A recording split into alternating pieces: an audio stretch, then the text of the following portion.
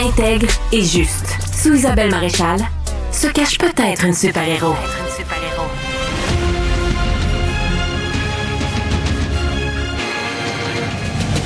Isabelle Maréchal.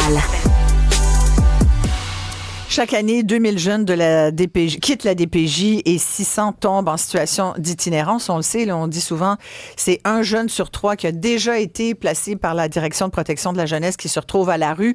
On en parlait hier de la situation de l'itinérance à Montréal par les grands froids. En ce moment, c'est vraiment pas évident. Une personne itinérante sur 2 a moins de 25 ans. C'est incroyable quand même ce chiffre-là, ou a vécu son premier épisode avant cet âge-là. Et pour 40% des jeunes sans-abri, ça vient avant 16 ans. Je ne veux pas vous noyer dans les chiffres, mais c'est pour vous montrer qu'on est au courant de cette situation-là. On est au courant, puis il n'y a encore pas assez d'aide, à mon avis, pour des jeunes. Heureusement, il y a mon amie Nancy Audet, qui est là depuis des années, elle-même qui a été placée en famille d'accueil à l'âge de 10 ans, c'est ça, de mémoire? 9 ans. 9 ans. Nancy, merci d'être là, après avoir vécu de la violence physique et psychologique. Et tu as décidé de créer un organisme, Équipe Jeunesse, pour aider les jeunes qui, comme toi, à une certaine époque, étaient démunis, ne savaient pas vers qui se tourner, n'avaient pas forcément d'adultes qui pouvaient vraiment subvenir à ses besoins, qui a dû se débrouiller avec toute la souffrance que ça veut dire aussi, être abandonné, être mis à la porte par ses parents.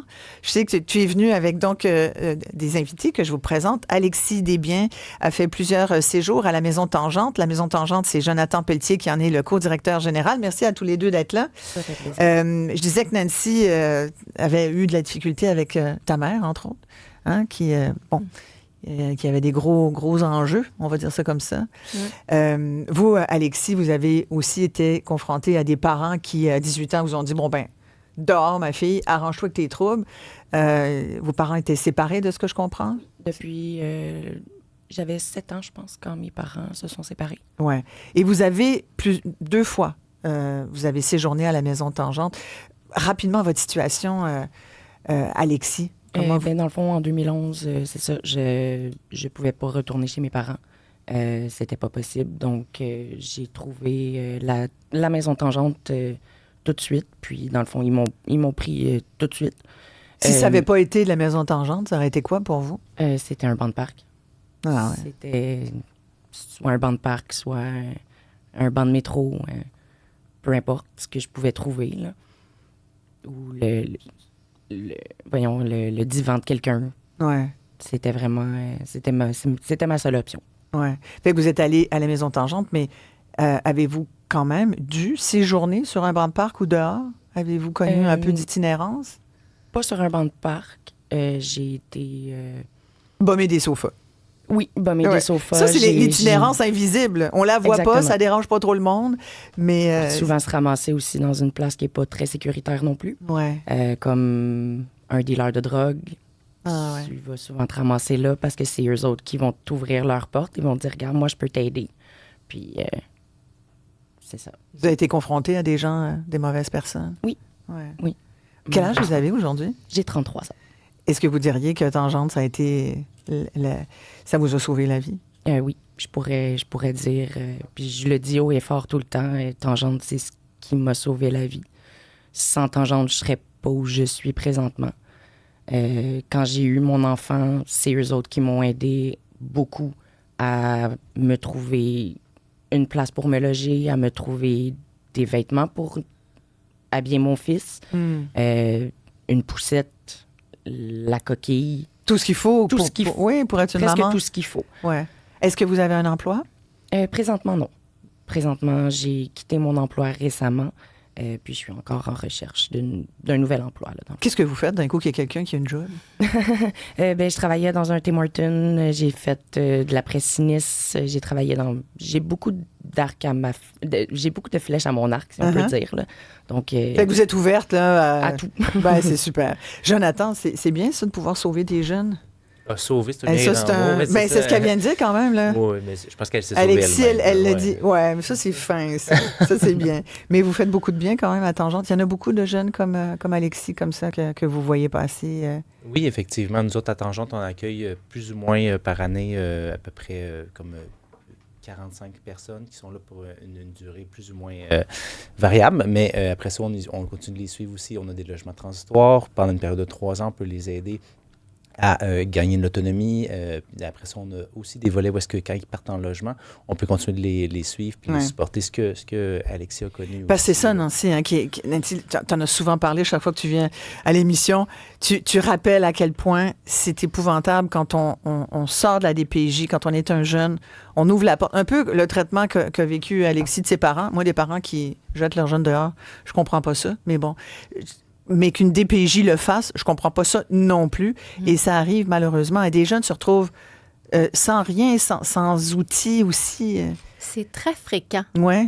Que ce soit quand tu sors du système de la DPJ, même quand tu es en famille d'accueil, normalement, le soutien financier se termine à 18 ans et on est obligé de mettre l'enfant dehors parce qu'il faut en rentrer un autre. Un mineur, hein, donc qui va... Et souvent, les enfants ne sont pas prêts du tout. Et il y a des jeunes, comme Alexis aussi, qui vivent cette situation-là. Ça arrive fréquemment. C'est des histoires que j'entends constamment. Et il faut aider tout le monde. Ouais. C'est des jeunes qui sont très fragilisés, peu importe leur parcours de vie. Quand ces jeunes-là se retrouvent sans porte de sortie, sans réseau, sans famille, ils se retrouvent en danger. Et leurs besoins de base ne sont pas comblés. On voit que c'est des jeunes qui ne mangent pas à leur faim, qui n'ont pas de vêtements, ils n'ont pas de titre de transport non plus pour aller chercher de l'aide, pour essayer d'aller chercher un emploi.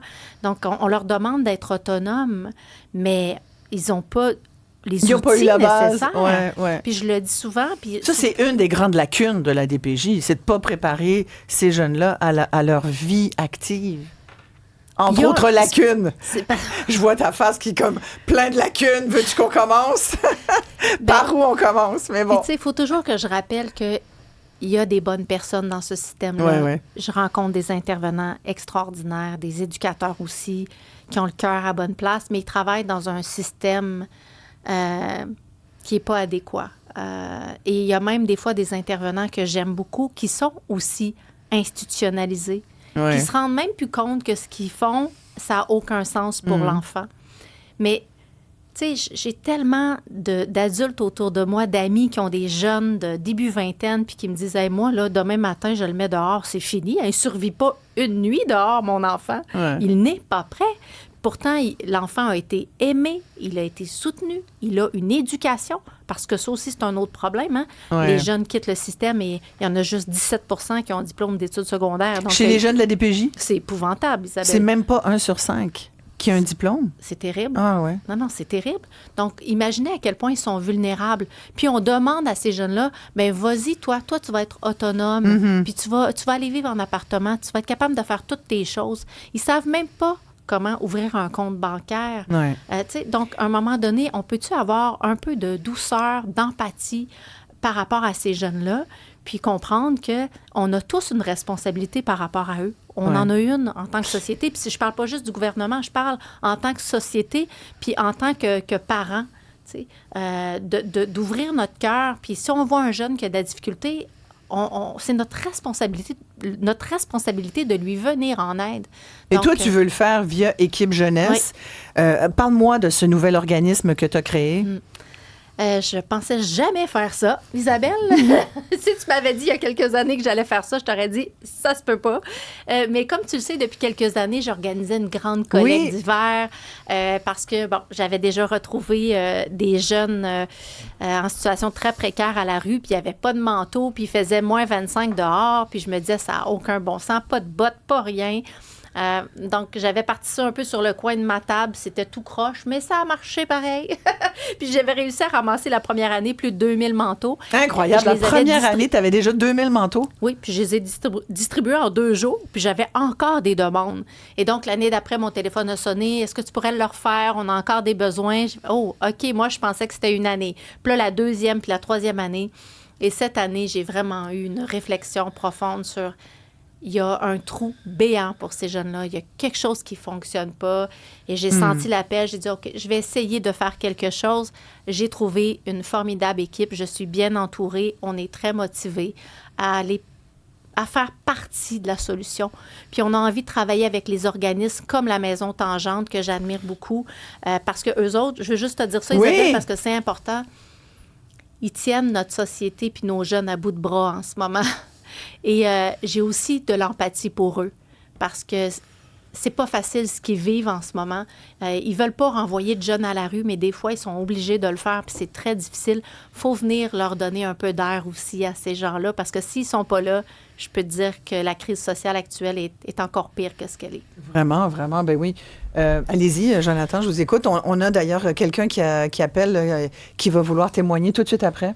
Bien, je voulais juste dire, justement, là, la mise en place d'équipe jeunesse s'est faite vraiment dans un mariage là, très naturel avec les Auberges du Cœur, parce que, justement, on reçoit des jeunes chez nous qui arrivent avec 2 sacs d'épicerie, soit à 18 ans, puis c'est ça ma vie. Ils n'ont plus rien, ou des personnes qui ont quitté des milieux qui étaient toxiques, puis qui peuvent pas, ils ont laissé les choses derrière eux parce que c'était plus simple comme ça, c'était plus sécuritaire comme ça. Fait que vous prenez les jeunes de quel âge à quel âge? 18 à 25 ans chez nous. 18 à 25, OK. Puis il y en a qui a plusieurs qui arrivent avec rien. Fait que là, on veut leur donner un peu de dignité. Puis ils restent là, comme toi, par exemple, Alexis, tu es resté là, tu couchais là.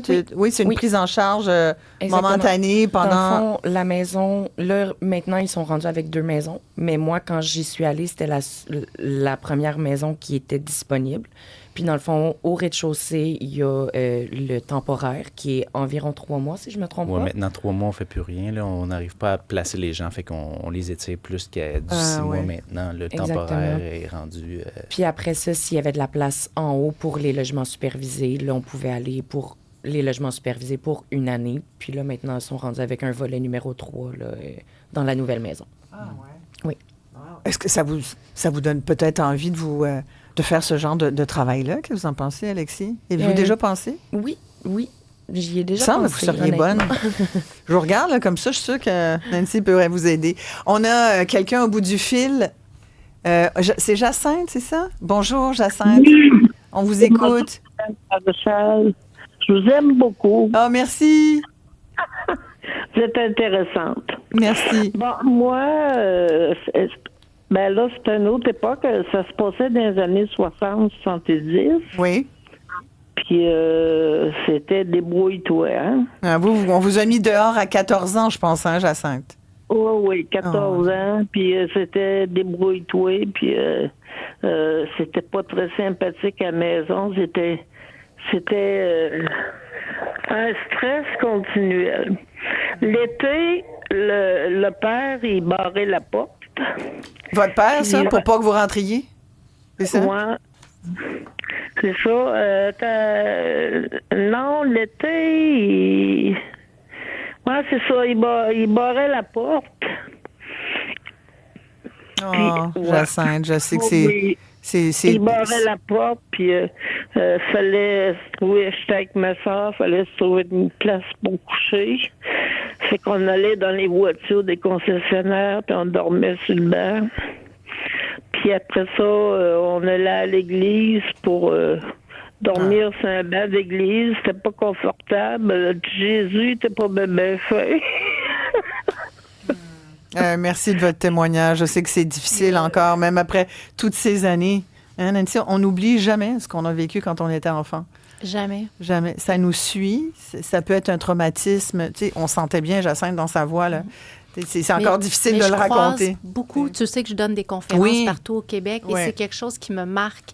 C'est de voir ces gens-là qui viennent me parler après, qui ont 60, 65, 70 ans, qui tremblent comme une feuille, qui pleurent. Je les prends dans mes bras puis je leur dis, je comprends. Je comprends votre souffrance. Puis qui me disent que ça toute leur vie. Ils ont été hantés par ce qu'ils ont traversé et ça me fait de la peine de voir autant de gens. Mais donc, c'est pour ça aussi qu'on veut essayer d'arriver à créer un changement durable. Puis le but d'aider Alexis puis ces jeunes-là, c'est aussi, Isabelle, d'essayer de leur permettre de briser le cycle de violence puis de briser le cycle de pauvreté. Quand on aide un être humain à briser ce cycle-là, c'est pas juste lui qu'on aide. On aide aussi les enfants de cette personne-là parce qu'eux aussi, ça va se terminer à eux. T'sais. Puis ça, c'est le plus beau cadeau qu'on peut faire à un être humain. Quel âge il a, votre petit garçon? Il a 9 ans. 9 ans. Il doit être très fier de sa maman. Oui, beaucoup. Mon Dieu, là, tout change trop. Moi, j'entends Jacinthe, j'entends votre témoignage, Alexis, je connais ton histoire. Tu connais la mienne. Je trouve ça terrible que des jeunes vivent ça aujourd'hui, vraiment. Quelqu'un nous dit, Fred parle parce que moi, quelqu'un nous dit, j'ai moi-même dû aider une amie de mon garçon. Justement, qu'est-ce que le public peut faire, là, les gens qui nous écoutent, là? Écoute, il y a une grande collecte. Hein? La grande collecte, c'est après-demain. Vendredi 5 décembre, Voilà. on est à Laval, à Montréal, à Québec, à Trois-Rivières et à Varennes, dans les Vitro Plus. Allez sur le site d'équipejeunesse.ca. Équipe, ça s'écrit? EKIP. Jeunesse.ca. En arrivant sur la page, vous allez voir toutes les adresses. On a besoin d'un manteau chaud, neuf si c'est possible, parce qu'ils n'en ont pas souvent. Puis j'aime tellement ça quand on peut leur offrir un manteau neuf, parce que je sais qu'ils vont l'avoir pendant 4-5 ans. Des bottes, des mitaines, des Toi, tu veux des bottes? Écoute, des cartes d'épicerie, important parce qu'ils ne mangent pas à leur faim. Tu sais que tout de suite après, je reçois une entreprise québécoise qui fait des bottes exceptionnelles. L'entreprise Saute-Mouton. Je vais leur parler d'équipe jeunesse.